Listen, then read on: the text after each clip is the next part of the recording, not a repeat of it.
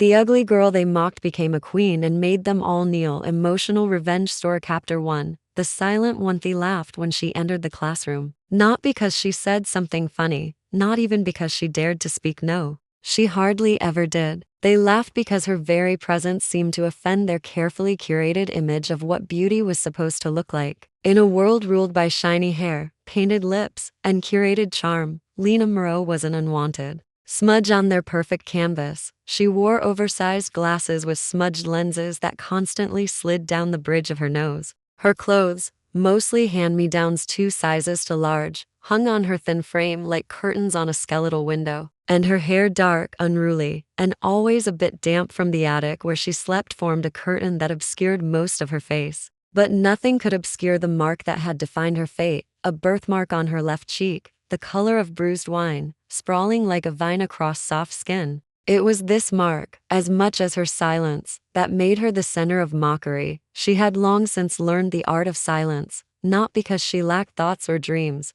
but because her voice, when she had once dared to use it, had only ever echoed back as laughter, as mockery. The one time she tried to read a poem in class, her voice trembling like a bird in a storm, a boy mimicked her trembling and the room erupted. That night, she tore the poem into pieces and flushed it down the toilet. She disappeared into the background, the girl whose name no one remembered until they needed a target for their cruel amusement. They called her names not out of creativity, but out of cruelty: ugly, freak, ghost. Her name was a joke, her presence an inconvenience. Even the teachers, despite their professionalism, rarely made eye contact with her unless they were scolding her for being too quiet, too slow, too invisible. Yet Lina remembered every face. Not out of vengeance, not yet, but because pain has a way of etching itself into the memory more deeply than joy ever could. It clings to the bones and whispers its bitter lullaby into dreams. And in those long nights of half sleep and silent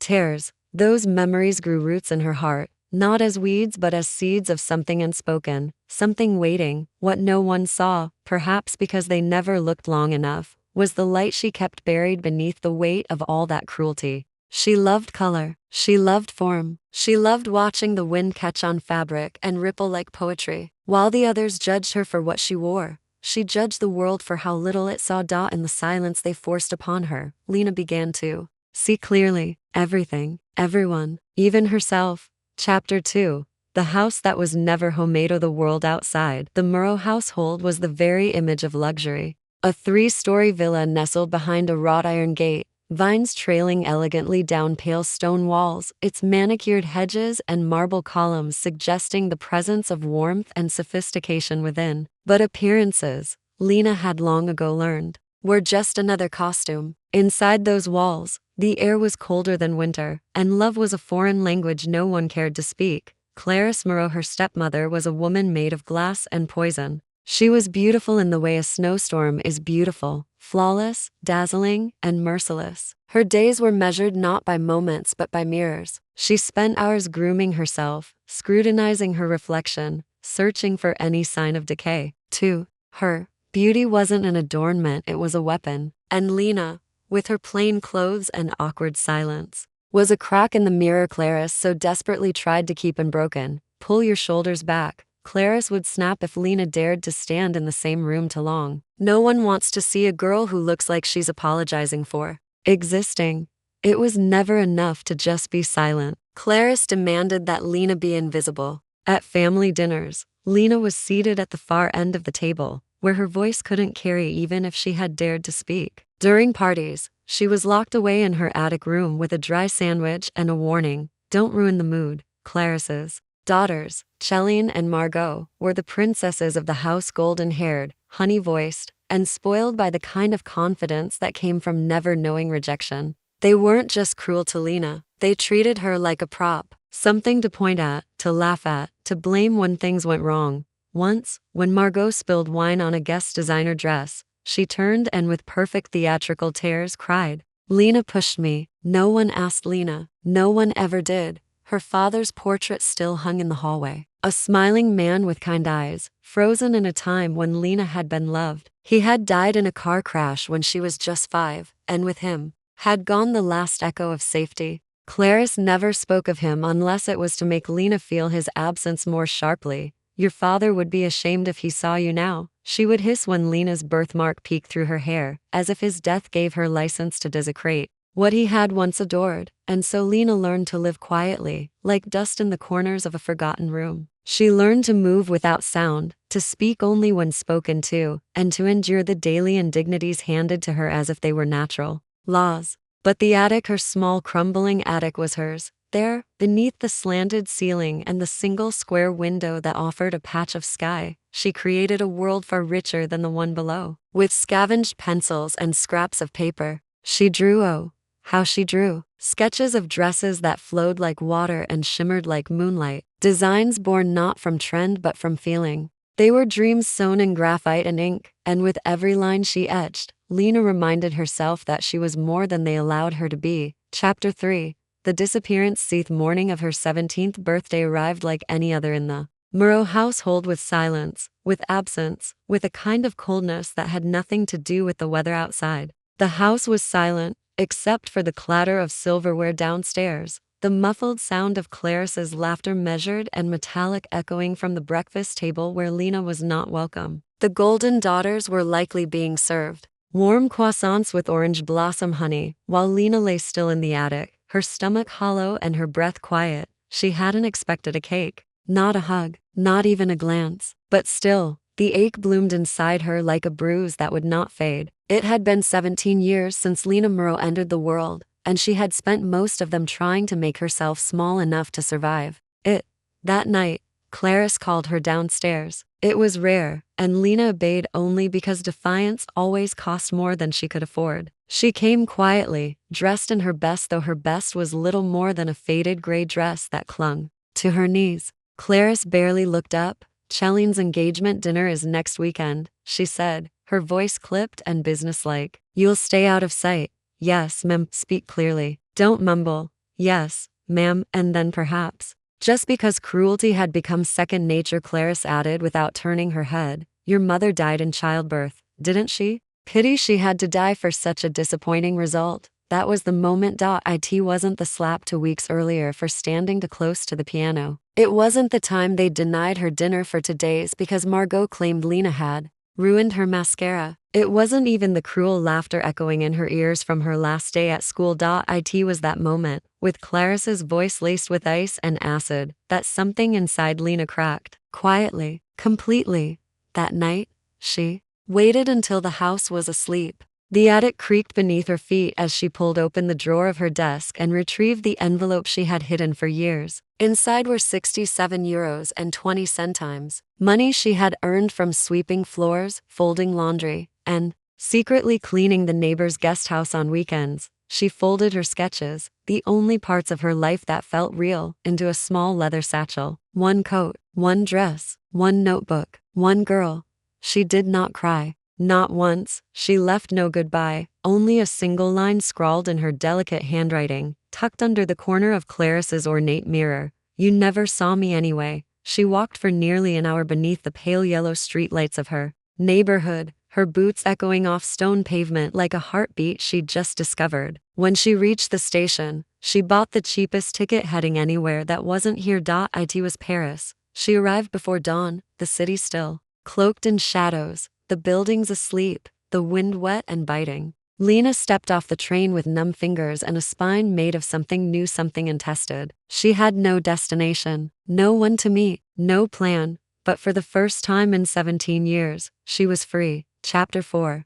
Becoming Paris did not welcome her. It swallowed her. The city was vast, impatient, and indifferent. Buildings towered like silent judges, streets pulsed with strangers who never made eye contact, and alleyways held secrets that no one dared name. Lina, with her too thin coat and her too thin hope, arrived with nothing more than a satchel of sketches and a name no one would recognize. She spent the first few nights in a train station, curled on a bench beneath the buzzing lights, her satchel clutched to her chest like a lifeline. Rain tapped against the glass roof. Cold sank into her bones, but it was a different kind of cold from the one she had known. This one was honest. It didn't pretend to love her. It didn't offer fake smiles. It simply existed. And so did she. She found work in a grimy cafe in the 11th arrondissement, one of those forgotten places with flickering lights and a broken espresso machine. Her job was to wipe tables, sweep floors, and smile at rude customers who didn't see her as a person. But the owner gave her cash at the end of each day, and that was enough. Each evening after work, she wandered the streets of Paris with aching feet and eyes wide with quiet longing. She watched women glide past in coats that looked like clouds, their perfume trailing behind them like memory. She stood outside boutiques and studied the gowns displayed in glass silk and velvet, hand-stitched dreams she could never afford to touch. And then she would return to the cramped basement she rented from an old widow who never asked questions, and she would draw. She drew with a kind of desperation, furious and fragile. Sketches poured from her hands like confessions, necklines shaped like sighs, sleeves that fluttered like fear, bodices wrapped in grief and hope. She didn't think of them as designs. She thought of them as feelings made visible. One rainy afternoon, she walked into a tiny atelier tucked between a bakery and a bookstore. Its front window was dusty. The mannequins were chipped, but there was something about the space it didn't scream fashion. It whispered at Dada. An old man with silver hair and thick fingers sat hunched over a sewing machine, stitching lace to satin with the reverence of a priest. Lina stood silently at the door until he looked up. "I'm not hiring," he said flatly. "I know," she replied, "but I want to show you something." She placed her sketchbook on the counter and opened it. One page, then another, then another. He said nothing for a long time. When he finally looked up, there was something in his eyes, not warmth, not approval, but interest. A spark, perhaps, buried beneath years of fatigue. "Come back tomorrow," he said. "Before I change my mind." She did. For the next 3 years, she worked beside him, quietly, tirelessly. She became his apprentice, his assistant, and eventually, his equal. He taught her not just how to sew, but how to see, to notice the difference between a stiff hem and a flowing one, to understand the way fabric could tell a story if guided by the right hands. He didn't praise her, but he never turned her away. That, to Lina, was the greatest kindness she had ever known. When he passed away one spring morning, he left behind a single note folded into the pocket of his old coat: "To the girl who sees," and the deed to the atelier. Lina didn't cry. She lit a candle, swept the floor, and unlocked the front door the very next day. She renamed the studio Rain Queen. A word that once felt impossible now fit her like a glove. Her first collection was stitched in silence and unveiled without fanfare. But the pieces, ethereal gowns that danced with every step, coats that held structure like armor, spoke louder than she ever could. A fashion editor stumbled upon her window one evening and snapped a photo. By morning, Rain was trending. Chapter 5. The homecoming invitation came on thick, creamy paper embossed with gold. A charity gala in her hometown, hosted by one of the very same families who had once whispered behind silk gloves about the ugly Moreau girl. Lina stared at the envelope for a long time, her fingers brushing the edge as if it might burn. She knew it was not truly for her. It was for Rain, the silent queen of couture whose name had swept through Paris like an unexpected storm. It had been 10 years since she disappeared. 10 years since the world assumed she was dead. 10 years since she became someone else. But no amount of distance, no flood of praise or press, could fully erase the ghost of the girl who once lived in the attic. She made her decision in a heartbeat. For 2 weeks, she designed her gown, not to dazzle, but to haunt. Midnight silk, layered like shadows, embroidery in threads of blood red and gold, a neckline that grazed the collarbones like a secret. It was not a dress of forgiveness. It was a dress of memory. On the night of the gala, she arrived in a vintage car, driven by a man who asked no questions. The building shimmered with lights and laughter, but as she stepped out onto the red carpet, the noise dimmed. People turned. Whispers rippled like wind across wheat.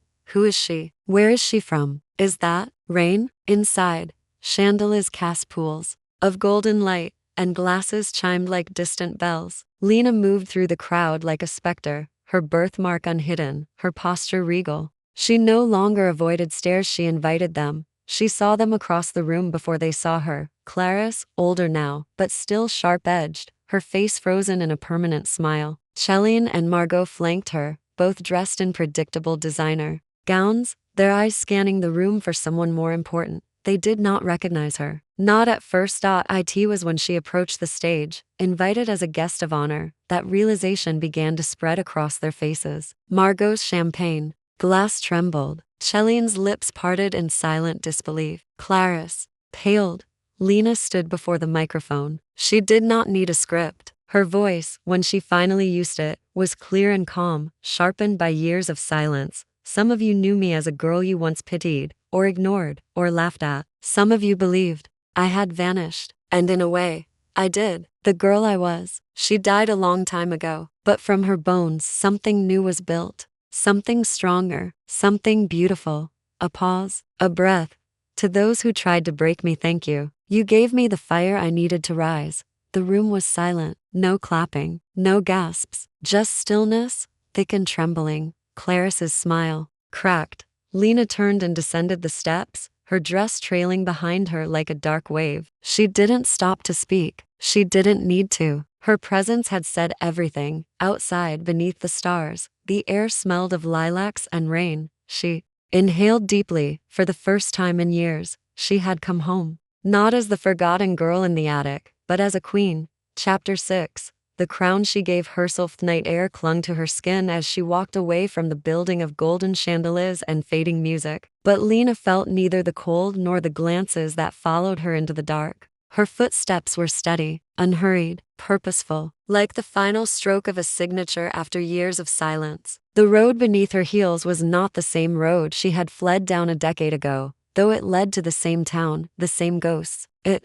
felt different now. She was different now. In the car, she sat with her back straight, her fingers resting gently on the folds of her dress. Her driver, an elderly man with soft eyes, didn't ask her anything. He had driven models, actors, even royalty, but never had he met a woman who carried herself like a thunderstorm. When Lina returned to Paris the next morning, she didn't announce herself. She didn't call a press conference or give interviews. She went to her atelier, unlocked the door, and stood for a moment in the stillness of the space she had built from nothing but heartbreak and thread. Light filtered through the tall windows, casting golden stripes across the mannequins. Her latest collection hung neatly along the wall, each piece a story, a wound, a memory stitched into beauty. She ran her fingers over the fabric and smiled. This was her kingdom. In the weeks that followed, articles poured in. Rain revealed. One headline read, "The Queen Who Rose from Ashes." The photo of her at the gala, eyes fierce, birthmark blazing like a medal, graced the covers of magazines from Paris to New York. But Lina didn't chase the spotlight. She designed. She walked through markets alone, choosing lace by feel and color by mood. She spent afternoons in her atelier mentoring 2 young girls from immigrant families, showing them how to sew dignity into hems and courage into collars. At night, when the world quieted, she lit a candle by her window and wrote letters, not to send, but to say the things that once had no place to go. To her father, to her younger self, even to Clarice. "Thank you for the silence," one letter read. "It taught me how to listen to my own voice." She did not return to the town again. She didn't need to. The woman they once tried to erase now lived in every magazine rack, every runway, every whispered story about the girl who was once mocked and now admired. And yet, the greatest transformation was not how the world saw her, but how she saw herself. She no longer flinched at her reflection. She no longer needed to shrink or explain. She was not a shadow. She was not a mistake. She was a woman who had been shaped by fire but refused to be burned. Her crown was not made of gold or diamonds. It was made of every insult she had turned into a thread, every scar she had stitched into strength, every silence she had filled with her own undeniable voice. She had not been given power, she had made it, and no one could take it from her now. Message to you, the listener: if you've ever been made to feel small, unworthy, or invisible, remember Lina. Your pain does not define you. Your silence is not weakness. Every wound, every insult, every quiet act of survival can become the fabric of your rebirth. You don't need permission to rise. You don't need validation to begin. You are not here to be overlooked. You are here to become, and one day, when they finally see you, they won't recognize the girl they once buried in shame. They'll see the crown you gave yourself, and they'll bow.